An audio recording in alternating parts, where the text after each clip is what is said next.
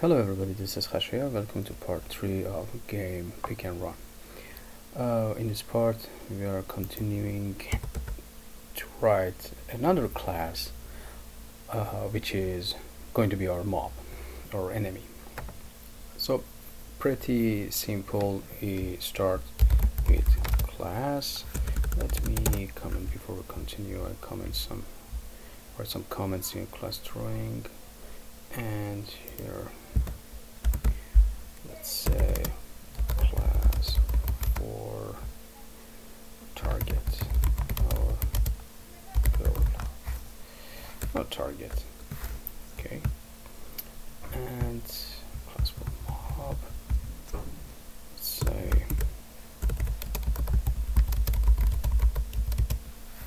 alright, so class mob turtle, and I'm not going to write this, so pretty much everything is same, so exceptionally I'm going to copy paste here for the sake of time, and we need to have actually the init class, so define itself, and everything should go one tab forward. Cool. Our mob class have 3 more attributes because it's going to have movement. Alright, so the movement is based off the direction and step. Maybe in another video I try to create some template for different movements in for different sort of gaming, like continuous movement, stepping movement, and so on. So self dot direction, we have it right for now. Self dot step equal tile size. It means in each step how far is going to move to any direction, and self dot movement switch equal on. We can control the movements by turning on and off the switch. Alright, so we're going to need 2 more method, one start method and one update method. As you notice, most of the time when we are creating some classes in Turtle or Pygame, we are going to have the update method for that class if that class is going to have some sort of interaction. So later on we are updating that update method by putting it into our main game loop. Right, so for now define start self, and this would be our starting position. Same concept that we had here, position and choosing the random place and checking if that place is not occupied by walls and so on.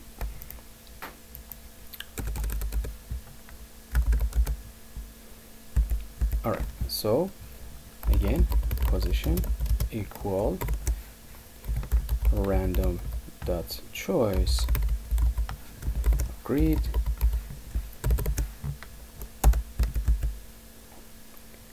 now if position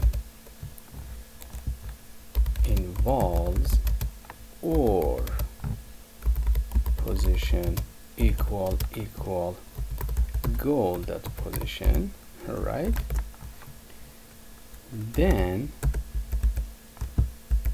self dot start.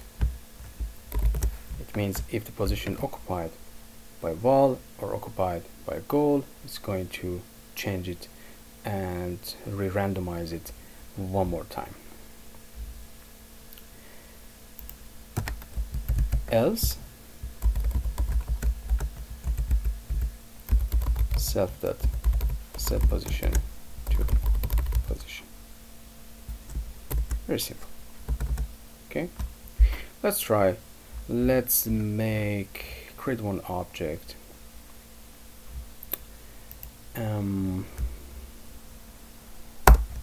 Let's say, all right, mob equal mob, and mob dot start. And when we create it and run the game, what happens? So let's pen up. An unexpected indent. Okay. Okay. Line 100. Oh yeah, there. Sure. Okay. Unfortunately, I have to do it one by one. Oops.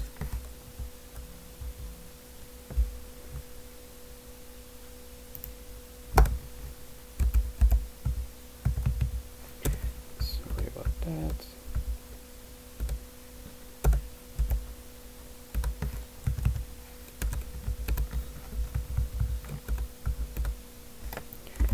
Okay, should fix the problem.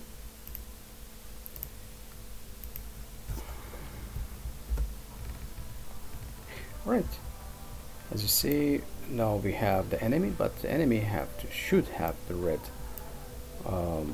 color. My neighbors. Okay, then I'm just going to change this to red,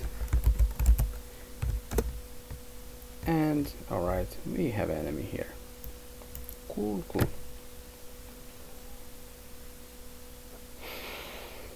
Okay, what else? We need to now let's take care of the walking process for mob.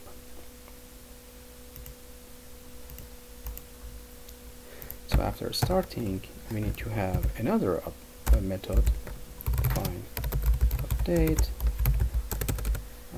self,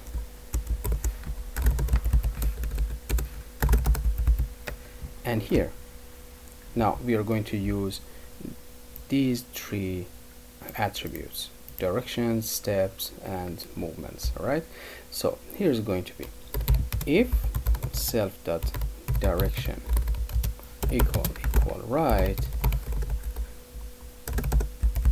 then we calculate the next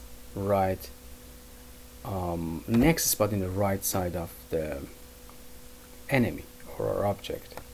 So next right equal self dot x coordinates plus self dot step and self dot y coordinates, y core, which is coordinates. So again, if next, now if next right in grid and next right not in walls,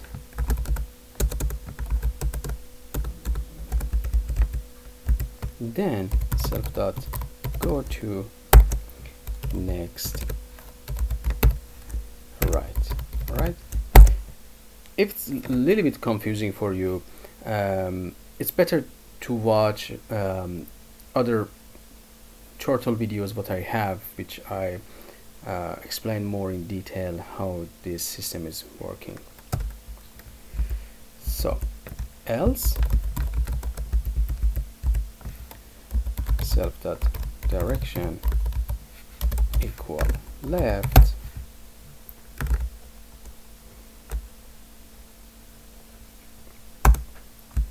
now if, so it means if there is something in the right side that the object can't pass through, it's going to change the direction to the left. Now we have to write the same logic for left movements, like moving to the left side. All right, so if self dot direction equal left, And the reason I'm not using elif here, because I want the system to check each condition, not just only the correct condition. All right.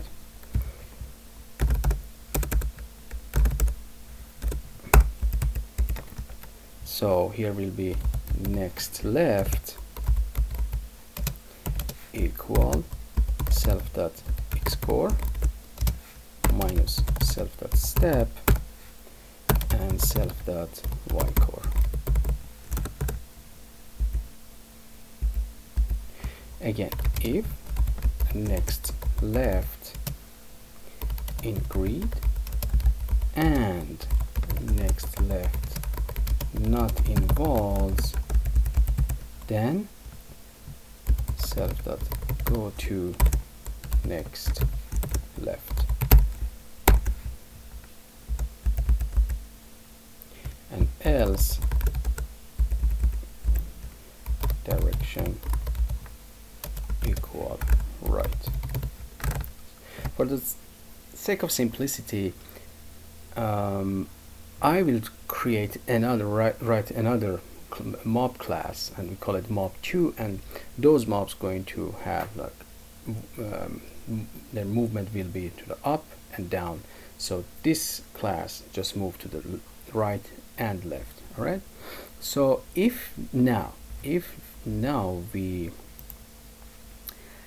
come down here and we put mob dot update, it should work. All right, it should demonstrate the movement. All right, now you see it's not going back. Let's check what's wrong here. All right, then okay, if next right in the grid and next right not involved, then go to the right, and else subtract left, and looks okay. Next left, then else direction equal right. All right, here should be my mistake. Self the direction. Okay, now cool. See, everything is working as we expected. Now, one cool thing is, here's a question. What if we want to have more mobs? It's not a good idea we just create like mob2 equal mob, and we update here, let's say mob2 dot update. All right, and here it will be, let's see,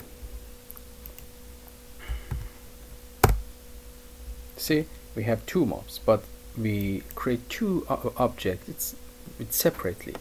We can have and this way we will have a little bit difficulty later on if we want to deal with the game logic.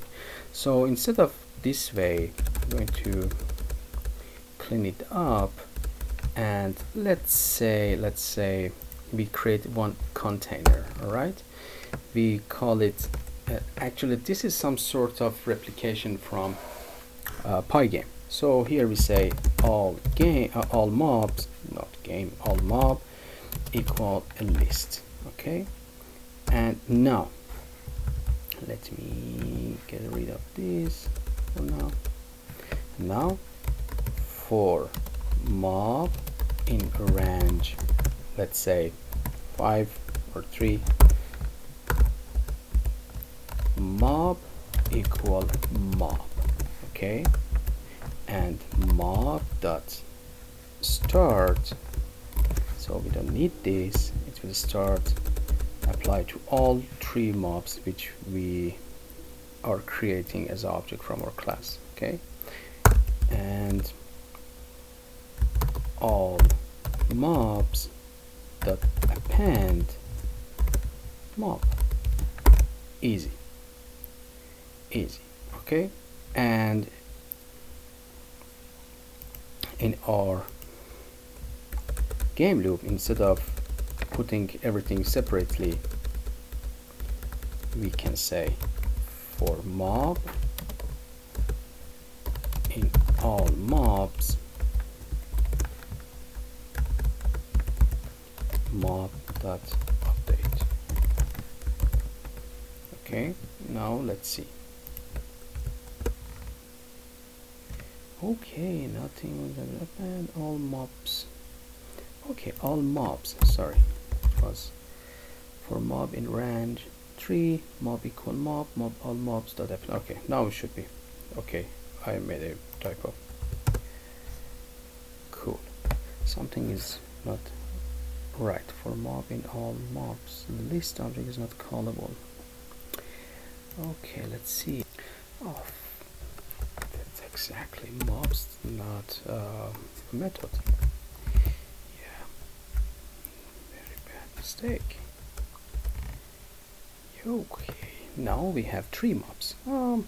But everything is working very fast. Let's create something like a timer, like frame per second. And I've been thinking, actually I don't like this method here, the tick equals 0.2. I forgot that we can use turtle on timer method.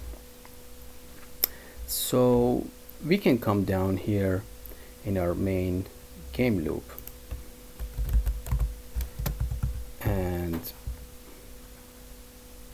after screen update we can write something like turtle dot on timer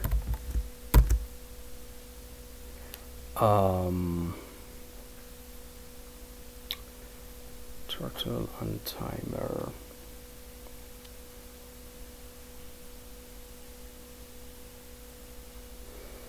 should we use it now? Should we use it now or after we create all our object? Okay, never mind, we do it later on. All right, now what we have here, we have board, and when the mob stuck between wall and the end of the grid, well, not going to move. All right, it's none of our business. This is the way game is going to be. Now I'm going to create another mob class for vertical moves, and it's actually very easy, same as mob class. We just create another class for mob, horizontal r, and here class for mob for vertical. And I am going to completely copy here, especially even the start method, copy, even I don't like it, but anyway, and I'm going to call it mob2, and but the update method would be different because we are dealing with vertical movement here. Define update self, and here will be if self dot direction equal up, which means we have to change this one here and make it like up. Okay, equal up. Then where is my cursor? Okay, here, up. Then next up equal self dot x core, self dot y core plus self dot step, because movement is vertical. We don't need to add or change anything on x coordinates. And now if next up in grid and next up not in walls, then sorry, I got some message. Walls, then self dot go to next up.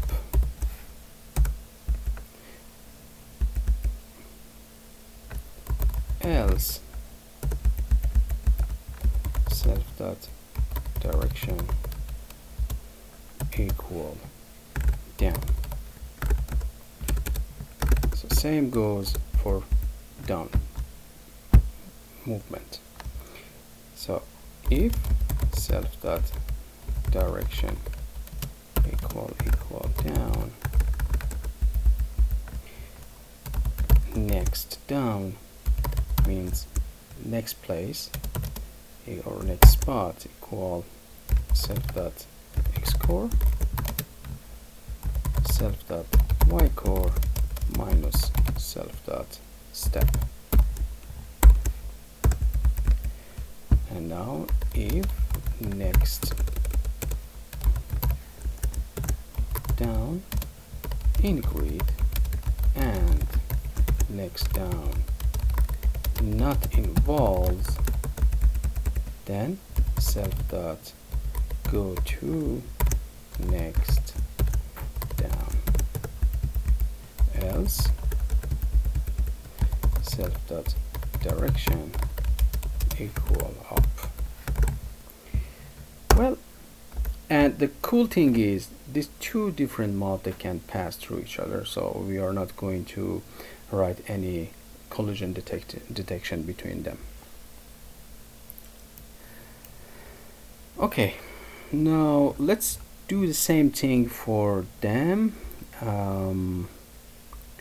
We create another container here, all let's say all mobs 2 equal a list, and here another for loop. We can write, let's say, for again for mob 2, just for the sake of remembering and naming, actually for mob 2 in range again 3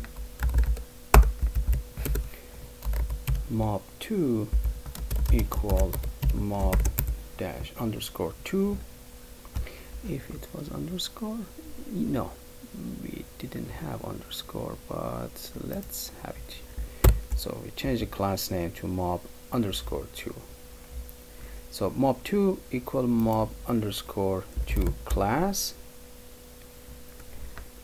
and mob 2 dot start all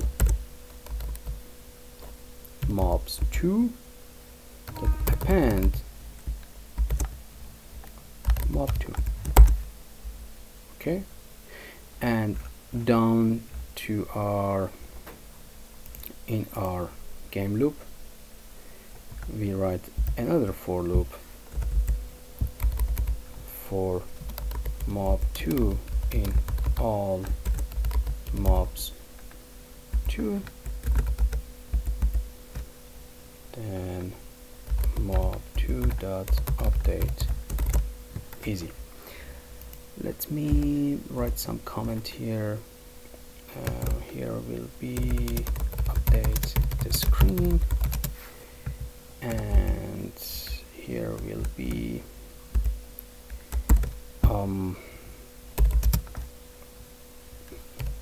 blinking the target.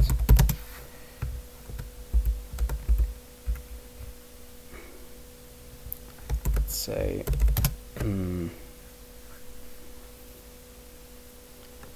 dating, it should be for horizontal mobs in horizontal